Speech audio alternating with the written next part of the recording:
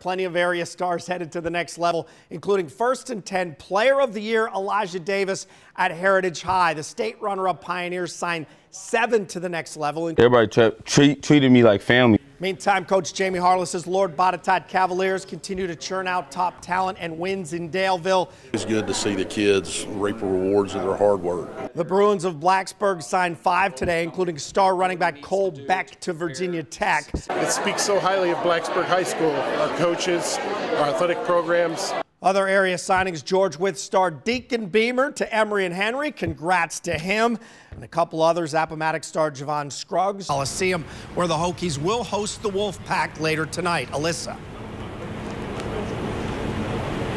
Virginia Tech and NC State are both 16-7 on the season, and while ACC games are always important. Eric Johnson joins us live at Castle Coliseum, where the two teams will collide in about 35 minutes. Eric?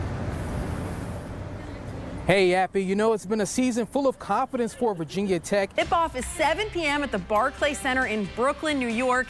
That's where we find 10 sports director John Appicello. And Appy, this could play out differently than their regular season meeting. That's right, Alyssa. Let's be honest. If you're bragging on beating 10 News and Lindsey Ward and John Carlin are both out sick, did you really win?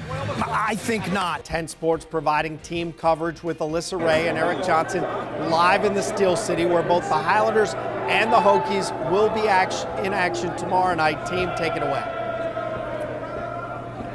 Appy, we made it to Pittsburgh. We were in Dayton, Ohio last night for Radford's big win over LIU Brooklyn. Now, many people expected the Hokies to be here. They're excited. They were cheering for the Highlanders, and they're just thrilled to be representing the NRV. And in fact, he also mentioned that these two squads kind of get together over the summer, play pickup games, keep challenging each other to get better up and down the floor. 2010 was the last time that a Cup Series race was forced to run on a Monday here in Martinsville. At that time, it was a familiar face in Victory Lane, but on Monday afternoon, we had a first-time winner in Clint Boyer.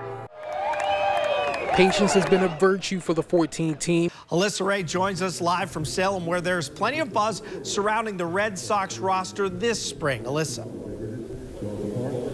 Yeah, Abby, the Red Sox roster is stacked with talent on the mound, with 3 of the top 10 prospects in the Boston Red Sox organization. The 2018 Scott Robertson Memorial Golf Tournament wrapped up today at Roanoke Country Club. Despite the recent weather, organizers were able to get golfers 18 holes to play for the final round. Hot and humid day out on the course, though. On the boys' side, Ash K. Bhatia led for much of the day. In the end, it was Agustina Gomez Cisterna coming away with the win, and she is the 2018 Scott Robertson Girls 15-18 champion.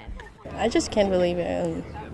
I just don't get it right now that I won this amazing tournament. The Glass went on a 3-1 run. Lucas Dindy with a little give and go play here. It's going to bounce one in the net. Hilltoppers led 4-3 at halftime. Across our area as the VHSL Spring Jubilee wrapped up, the Galax boys have reached the final 4 times in the past 5 years, and we're going for back-to-back titles. Galax and Rappahannock fighting for the Class 1 state crown. And they want to improve, and a lot of it comes, you see a lot of these young kids around watching their older brothers and cousins playing, and that's all they talk about. George Mason also taking on perennial power Giles. First half, Spartans aggressive. Matthew Shearer with the shot on goal. Mr. Clutch comes through yet again for the night. C.J. Paulson finds a streaking Mark Scherer who beats the defender. Then he beats the goalie. Another game winner for that young man. K-Spring won its first title. Blacksburg was looking for its 13th trophy in program history. They reached the state tournament 30 consecutive years now. The Bruins playing like they had a hot date to get home to tonight. Committed right from the beginning, and I think in a lot of cases they were also looking at some of their teammates. Scoring machine the entire season. The Eagles entered today's final undefeated and full of confidence that they would seal the deal. Auburn faced Rappahannock, meeting K-Spring looking for its first title since 2013, taking on Tab. Knights grab a 2-0 lead in the top of the first. Taylor Loving and Abby Weaver both single and score. This is Weaver scoring on the passed ball. If you haven't heard of disc golf yet, you will. It's a sport growing in popularity. The terminology is similar to golf, but the game is much different. Basically, the sport started with 2 small courses around here and a handful of people who knew what it was. Basically, in the past 5 years, it's taken off. Now that I've had formal instruction, it's time to put my skills to the test. And to do so, I'm taking on our intern, Josh, who's also inexperienced, but not as much. Tomorrow, we'll be requesting from the PGA to change the name of the Greenbrier Classic to a military tribute at the Greenbrier. And with any PGA Tour event, there is the Tiger factor. Tournament officials say they have contacted the 14-time major champ, and they are hopeful he'll return to the tournament this summer. But he, of course, has retired, so now we've got a whole bunch of new candidates for the unofficial position. The pipeline of Commonwealth seasoned talent to the Redskins has never been stronger, including a trio of rookies from Virginia Tech. Complete high school football coverage with John Appicello, Alyssa Ray, and Eric Johnson. This is WSLS First and 10. All right, it's one of those weeks where just the simple process of surviving the week comes only if you have superpowers. So we delve into the Incredibles 2 to keep us rolling along tonight. You want out of the hole? First, you got to put down the shovel. Our staff is ready to rise above after a brutal week. To help my family, I got to leave it. To fix the law, I got to break it. Check out Jeff Williamson's national award-winning website, First and 10. He's been known to fracture a few rules as well. Dare I say Philly, Philly. To tonight's action, and overall, we have a quartet of quality rivalry games tonight. Big collisions, some with big implications, others just more fuel to the rivalry fire, if you will. We'll start with the River Ridge War. That means more than that, because for seeding purposes in Division 4, Alyssa, this one counts big time down the road. She's here to break down Blacksburg at Salem tonight. Well, Appy, Blacksburg won the regular season meeting between these teams a year ago, but Salem won in the playoffs by a point en route to their third straight VHSL state title. The Bruins are 4-0, led by quarterback Grant Johnston and ample talent at receiver. Salem coming off 2 tough losses to 2 very good teams.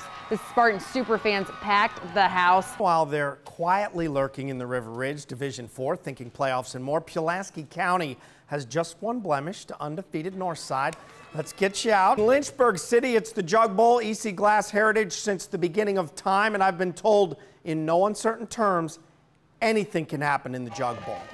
Anything, including dancing and craziness. How about another battle of unbeatens? Liberty at JF.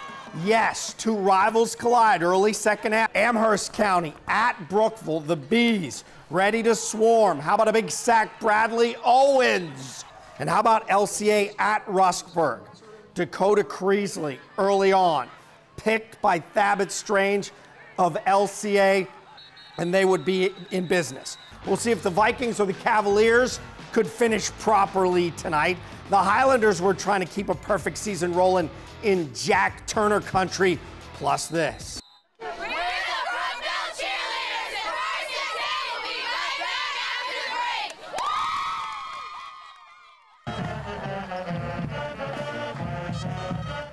All right, the fourth of 4 showdown games of the night. It's LB and Northside, the first of 2 meetings. That's right, we get this classic twice in the regular season, and tonight, indeed, another classic. Eric, they have different styles, they got different personnel, but somehow the sum of all these parts is almost equal. I don't know how that is. Yeah, it certainly is. They both have skill players on both sides of the ball, and let's face it, they're 2 programs that simply know how to get it done by any means necessary. Northside, though, they get Richlands, who has plenty of toughness and tradition of their own. So let's get you out there. This just an odd feeling to this game from the get-go. Sam Dantzler, 32-yard touchdown run.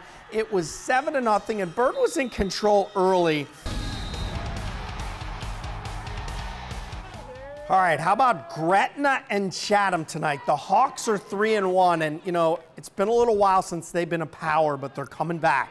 Alyssa, GW comes in with just 1 loss, and we know that was to JF, so that is no slouch. Yeah, and that was just a 6-point loss to the unbeaten Cavaliers. So GW Danville looks to be another 4A team to beat. I'll tell you what, Lynn, since I started covering college football 3 decades ago, every game plan against Florida State included trying to contain the Seminoles' speed.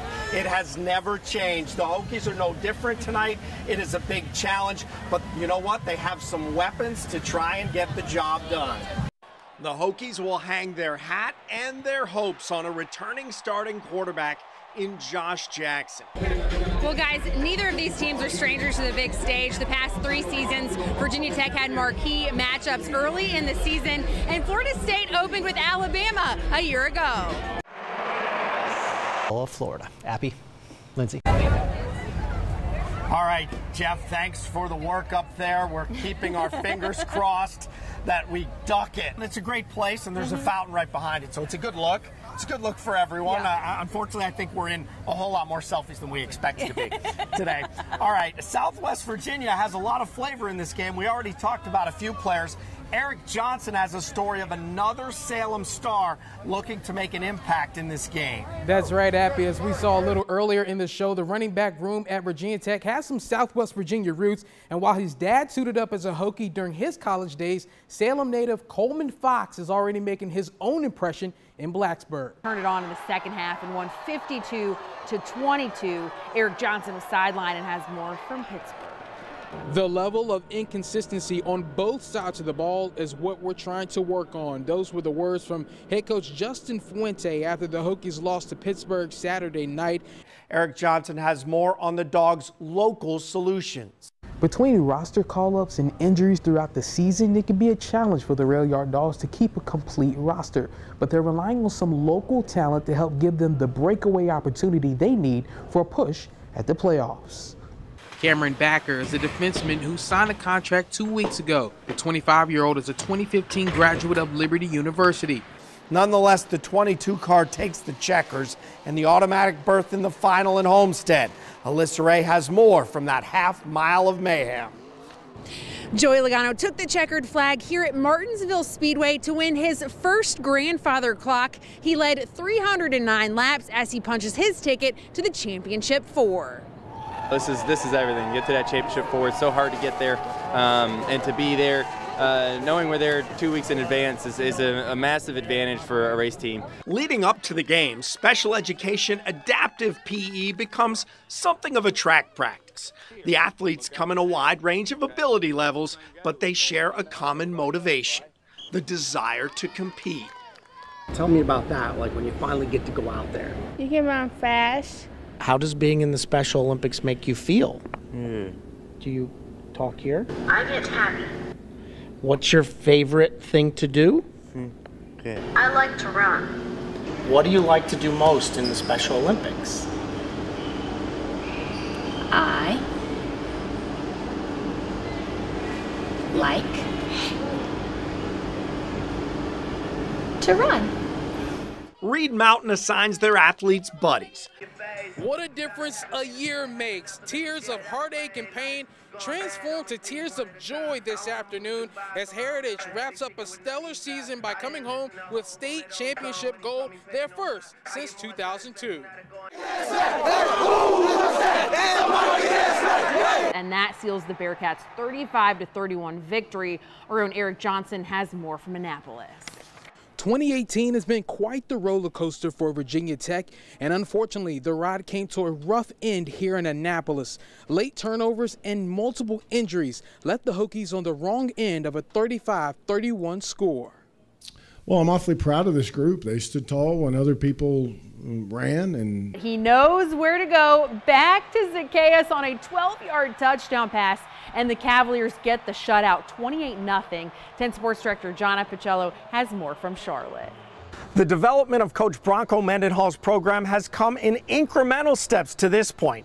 But after a shutout win over a 7-win SEC team, maybe, just maybe, their momentum can mean they can take 2 or 3 steps at a time. An action-packed day here on the mats in Salem. Josh Wynn won in dominant fashion in 136 with an 8-0 decision. He claims his 4th state title. Absolutely amazing. God's given me a great opportunity. 40 years as a head coach, 38 at William Byrd, 45 years in high school coaching coming to an end for legend Jeff Heifel of William Byrd. As he heads into retirement, the Terriers' longtime head man earns our Joshua Leonard Courage and Commitment Award at the annual First and 10 banquet tonight for his legacy of work with young people in the Valley for more than 4 decades. Another season of First and 10 is in the books. Another VHSL state championship Saturday has come and gone, which means, yes, my tux is out for our Player of the Year banquet. All 13 of our First and 10 Players of the Week winners were honored tonight at Hidden Valley Country Club in Salem.